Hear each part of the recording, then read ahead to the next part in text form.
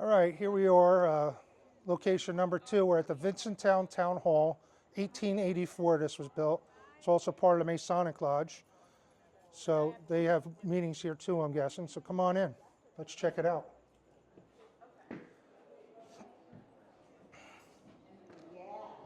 So the Historical Society has meetings here once a month, okay?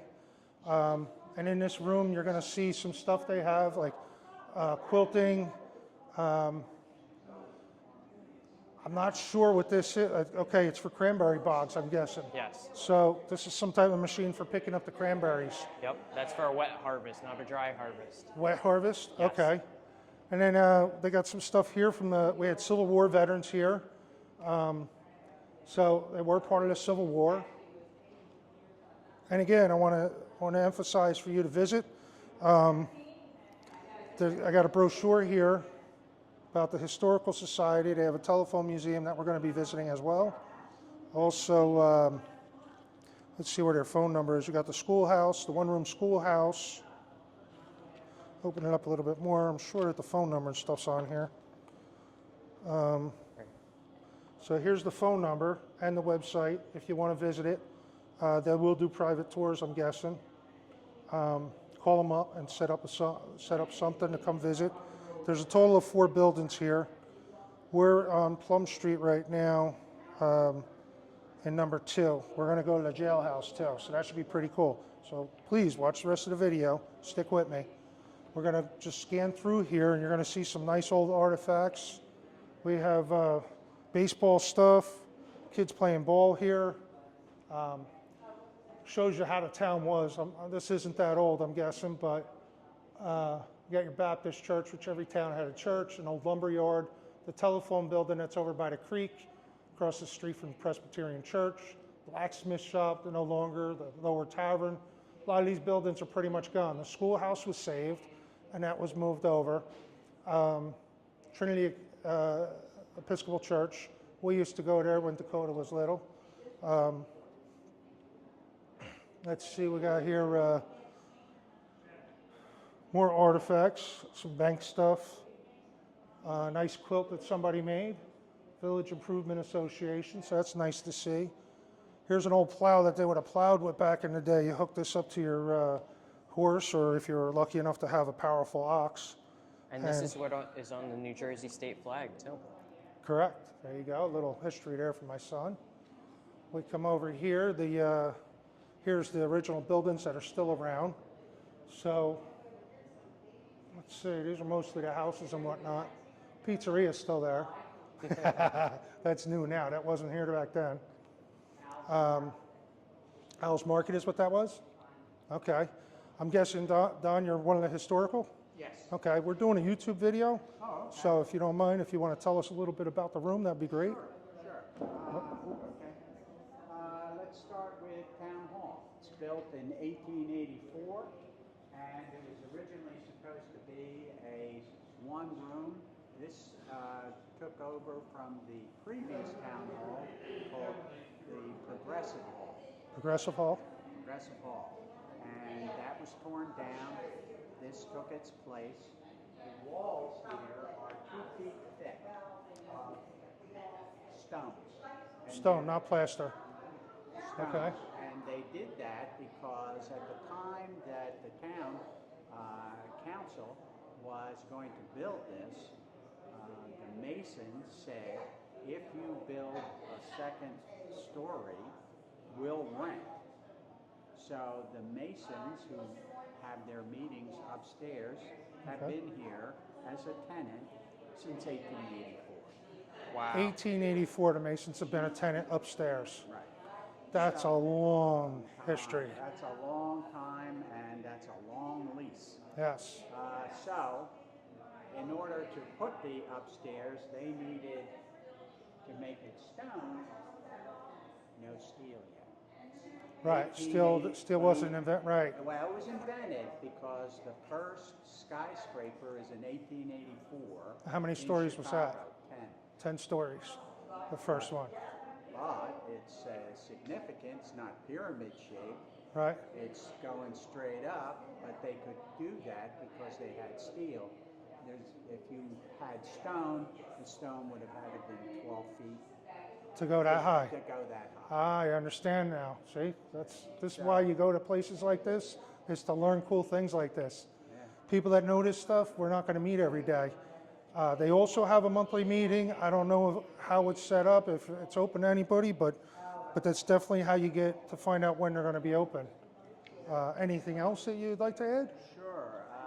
Let's see about this town hall. This town hall was a center. This was a farming community. This was a very important gathering spot. And one of the things that happened is that this part was a stage. And so over here. plays used to come out here and they would put shows on.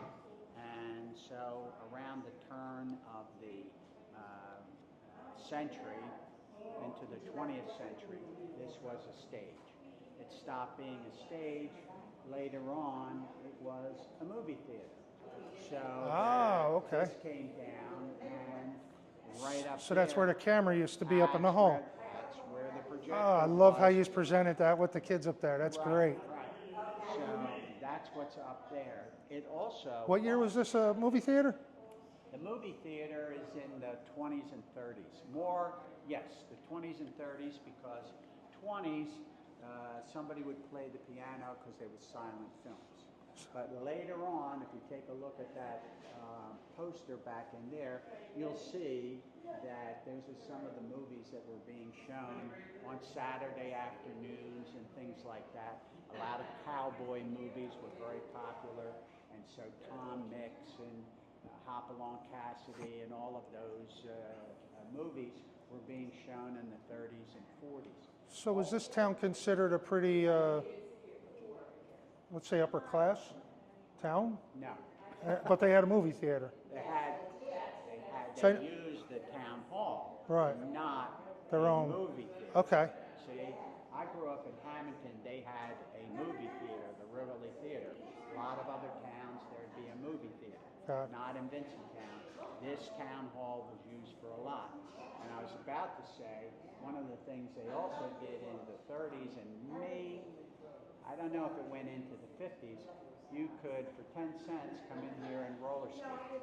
Roller skate. So it was a roller rink too. It was a roller rink, and they would, go around. You could come in, and I don't know if anybody played the piano, but you could skate out here. Why here? Why not out on the street? Roads weren't paved. So there were no, there were some sidewalks, but not that. But they had a wood floor in here, so.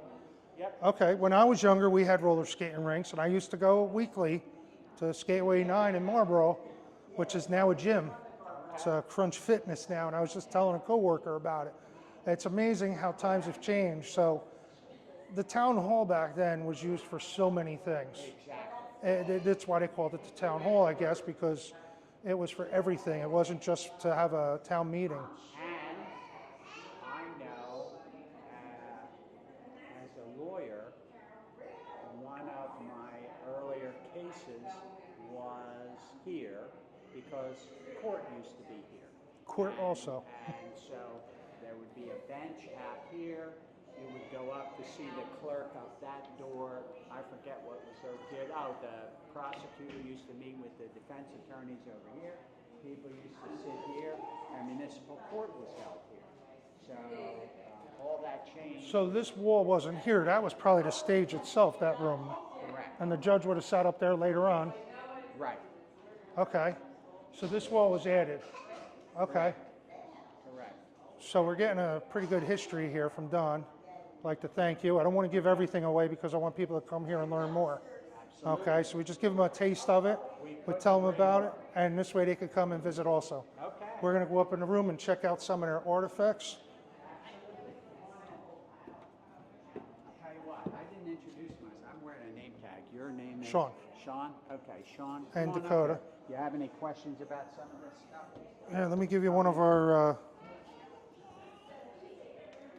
There you go, Don. That's our YouTube channel. Thank you. Check it out. Okay. All You right. know where the ball field is? No. you saw where the ball field was. Well, this is what used to be the ball field. The train tracks? No, a marl pit. You grew up in Marlton? Right.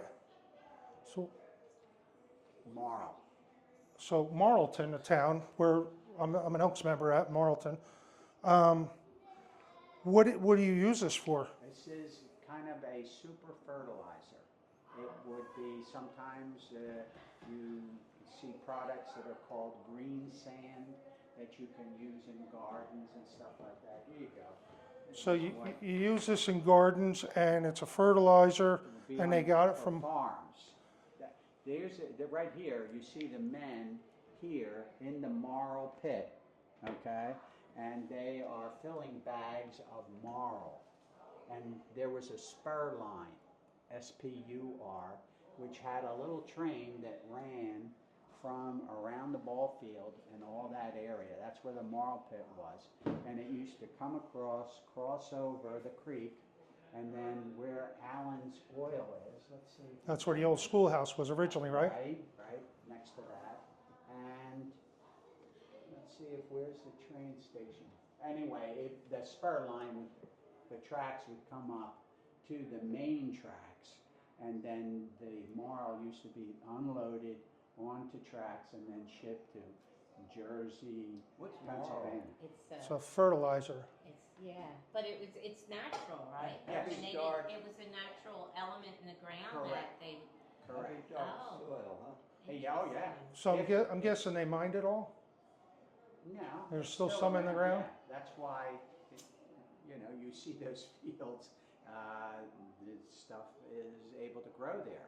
That's why you can grow here in Vincentown. It's why you can grow in Hamilton and all those places, because it had marl. If you go over to Chatsworth, you opposed can't to grow sand. anything because it's all sand. Sand. Blueberries, yeah.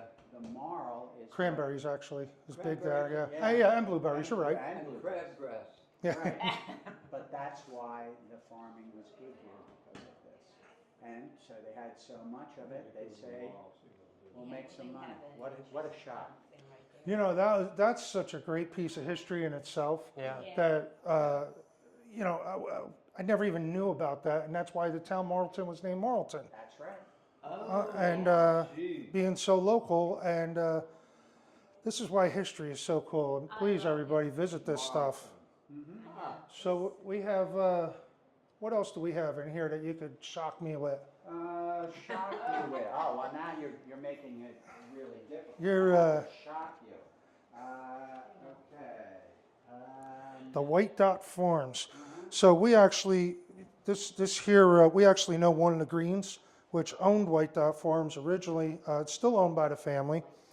And she put my son on a mission to find White Dot bottles. We found one, and she couldn't wait to have it. So if you ever find a White Dot bottle and you look at the bottom, it has a big G on the bottom of the bottle. And the family members want those bottles back for historical value. Right here. Yeah. Did it have one? Right here. Yep, that's the one that you had also, Nope. right? Nope, That's a mine was different one. different. Well- This is the rare one right here. This is the one that everybody's after. I'll tell you which bottles I want. I want to find the ones from Tabernacle. Tomorrow up at Backstow, the. If there's a Tabernacle bottle in here, I'm going to be insanely impressed. Field test. Just be careful, it's not balanced that well. Hilliard's. That's a White Dot bottle also. That might have been the one I had. It's chipped, but It used to yep, that's White Dot. I think that's the one I had. Got the guy on it? Yeah. be on the front, Yep, that's the one I had. Yes. Main Street. I got And it. that was Wow. Mr. Hilliard. They got a nice one right behind it. I'll probably put the chip one in front. So the little one, Of course, lived. Jersey made. That looks like the one. Here's From, Vincentown. Early's Dairy, Yeah. Vincentown. that's the one from Tabernacle. First built that. Oh my gosh. No, that says Vincentown. That's Early's. You got to remember, Vincentown and Tabernacle share the same zip code. This is so- true.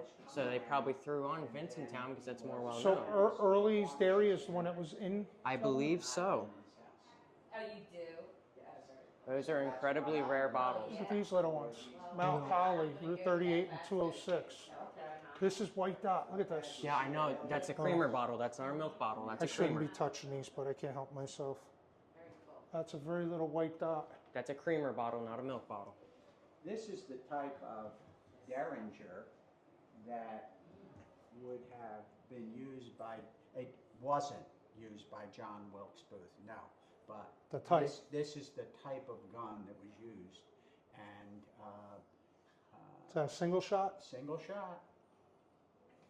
This, of course, is a powder horn. That's an old bayonet. So, We were actually just down at Columbus Flea Market, and I bought 3 tools, okay, and they're for straightening the hand saws, the blades. okay. I love old tools, and especially when I don't know what they are, and then somebody's got to teach me. Uh-huh. I find that the coolest thing out there. Yeah. So- And these are, of course, little The things gunpowder for bags. Gunpowder bags. This is even older. That would have been used for flintlocks to load powder in at that time. So what do we know about the post office? Yeah, I was just gonna The say, that post looks like office the post office uniform. there was a substation at Hilliard's Pharmacy. Oh, okay. And The that pharmacy had the became- post office, that- right? Well, after Mr. Hilliard died, you know, it was no longer a pharmacy, and then it was a substation for the post office and also a little general store, mostly candy. A lot of the older members of the site, even older than me, remember buying candy there.